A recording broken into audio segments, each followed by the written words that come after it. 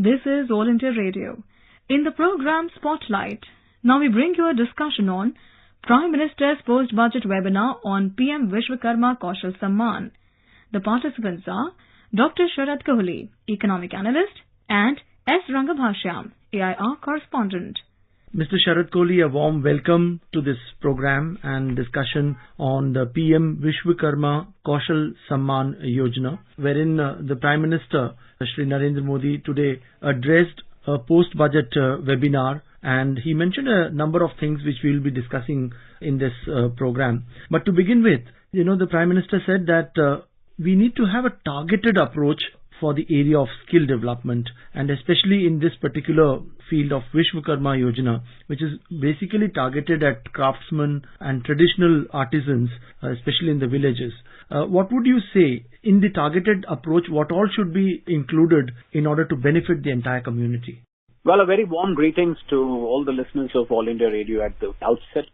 Well, I think this is probably the last of series of webinars which have been planned after the budget to apprise the people of the country as to what is the budget all about, to help them understand budget better, and to help them understand the nuances of the budget, especially when a budget announcement pertains to a particular section of the society, to a particular section of business, to a particular section of any initiative which the government has launched. This is indeed a very catchy one because we call it as PMKSY, the Pradhan Mantri Kaushal Samman Yojana, Pradhan Mantri Vishwakarma Kaushal PVKSY, spell it in a different way. So I think it's so rightly called, we call them as Vishwakarma. You see, Vishwakarma comes traditionally from our mythology, where Vishwakarma was the architect, he was the builder, he was the one who designed the whole world, it is if you go by the mythology. And I think these are the people who have been ignored for all these, ever after independence. Each section or each region of our country has a specialization. Even today, when you travel within the country, let's say you reach a place in Uttar Pradesh, say for example, Firozabad. What happens the moment you land in Firozabad?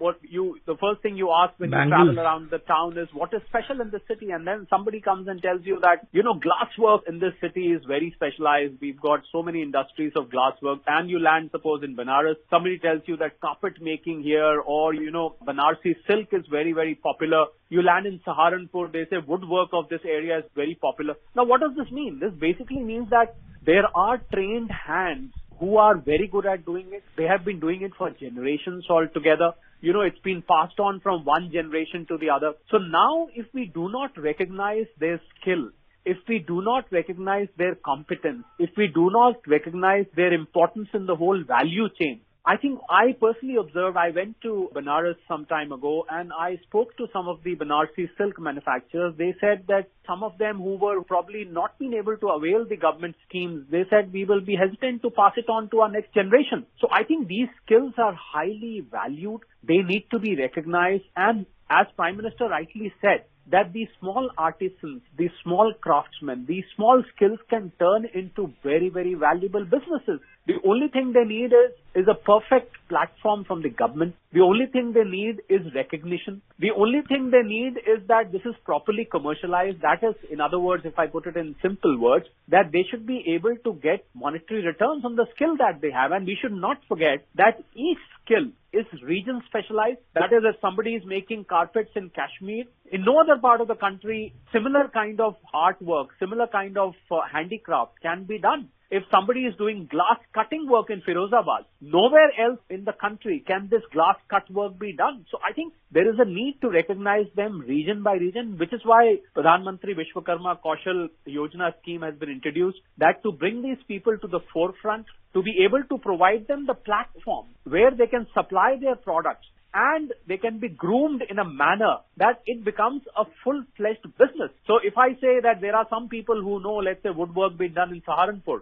and the rest of the country doesn't know about it, why shouldn't the rest of the country not know about it? So first is, and this is also, by the way, linked to the vocal for local, which has been announced some time ago, that if you got a local product, you should be vocal about it. And I think no better time to do it right now, because the world is recognizing India's prowess in so many areas, not just technology, but they should know that India is a land where every 50 to 100 kilometers, not just the language changes, but the specialization and the skill and the specialized product they make also changes, Ranga.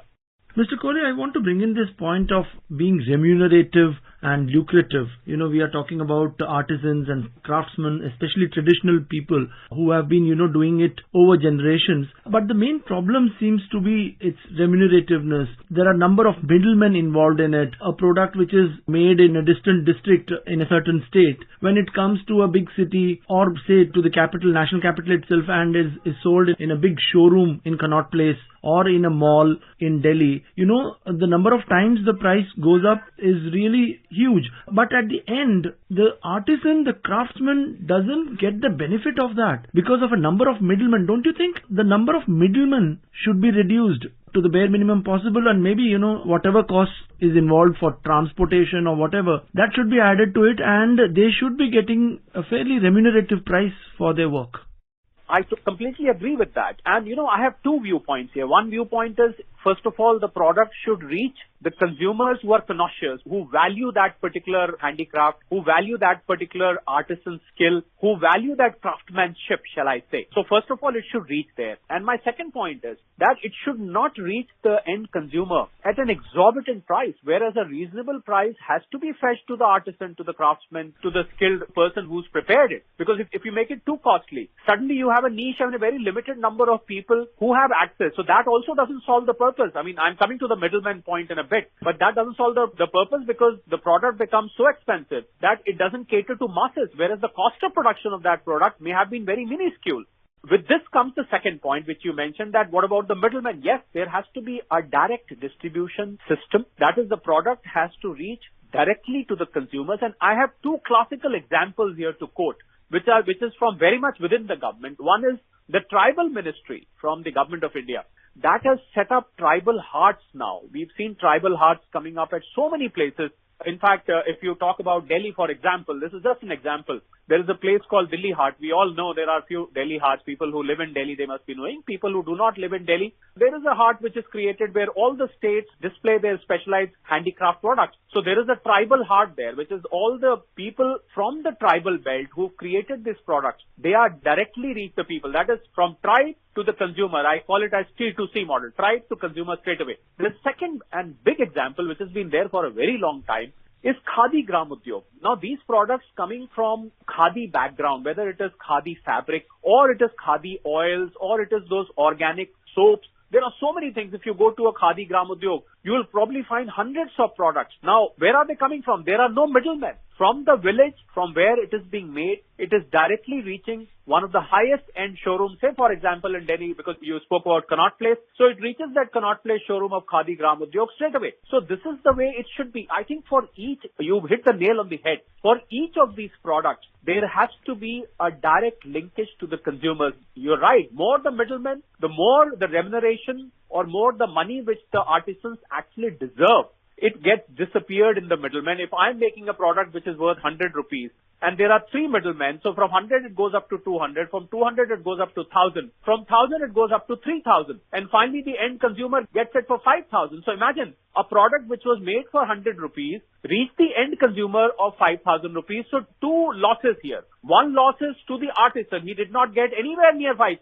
I mean, all he got was 100 rupees. Yeah. Second loss, which I mentioned in the beginning, that you restricted the distribution or sale of that product to a niche category of the society. It could not reach the masses. Whereas if this 100 rupee product was sold for 500, probably 1000 more consumers would have consumed. Now because it reached 5000, the consumers cannot consume because it is beyond the reach of so many people. So I think this has got a double whammy on these artisans. Government, by way of this Pradhan Mantri Vishwakarma Kaushal Yojana, is trying to create an atmosphere or trying to create an environment where these small artisans and handicraft, they can become small businesses themselves. My message, if people who are listening to this program today, my message to these artisans, and I'm sure All India Radio has got reach pan-India. It reaches the remotest corners of the country. So my message to them is that if you are an artisan, if you're a craftsman, if you've got a skill where you're developing a product which is traditional to your place, which is exclusive to your place, which is not developed by any other person in anywhere in the country, please be vocal about it and please travel around.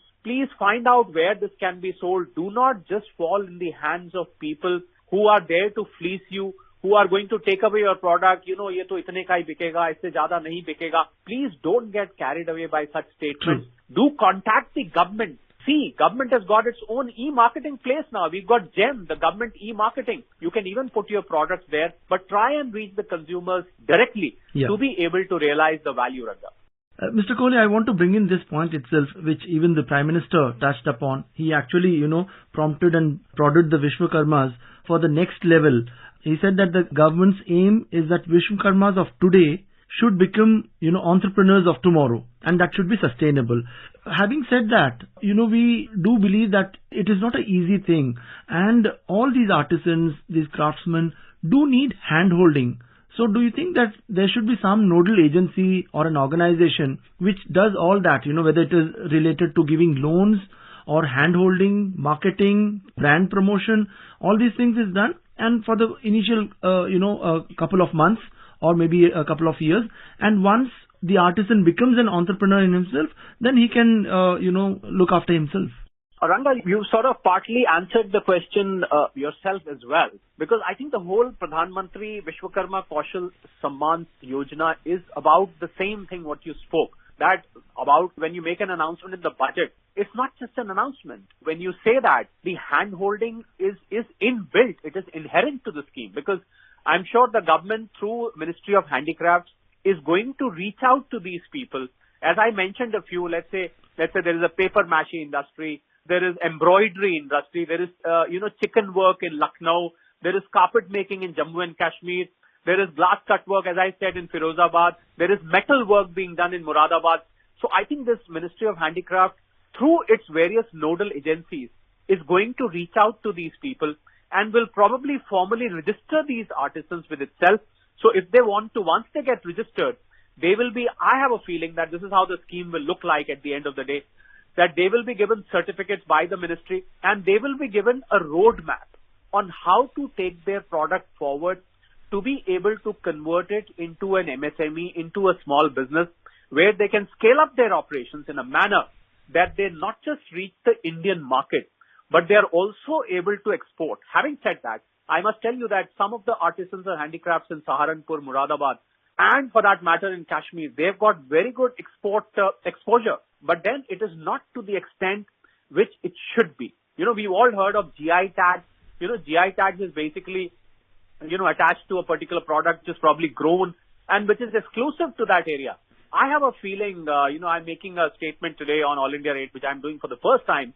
That is, these artisans, these products can very well have GI tags, because I have personally traveled to the places which I just mentioned, and I have seen that this kind of skill, this kind of, acumen, this kind of knowledge, and the kind of traditional heritage that they have behind them exists nowhere. If something is specialized in, let's say, Banaras, it exists nowhere. If something is in Firozabad, it's nowhere. If something is in Kashmir, it's nowhere. If something is in Lucknow, it's nowhere else. So I think they are very well capable, and once you have a GI tag, that is, this particular product is manufactured or grown or probably designed in this area, you get exclusivity and your international demand suddenly shoots up. So I'm sure this is in the mind of the Handicraft Ministry, and these nodal agencies are going to reach out to these artisans. They will be registered, they will be issued certificates, they will be provided a platform to market and distribute these products across the country, Ranga. Yeah. On that optimistic note, let's wind up this discussion. Mr. Sharad Kohli, thank you so much for joining us in this program. My pleasure. Thank you. You were listening to a discussion on Prime Minister's post-budget webinar on PM Vishwakarma Kaushal Samman. The participants were Dr. Sharad Kohli, Economic Analyst, and S. Rangabhashyam, AIR Correspondent. This program was produced and presented by the News Services Division of All India Radio. You can listen to it on our mobile app News on AIR. This program is also available on our YouTube channel News on AIR Official. You may email your opinion about this program at airnsdtalks@gmail.com.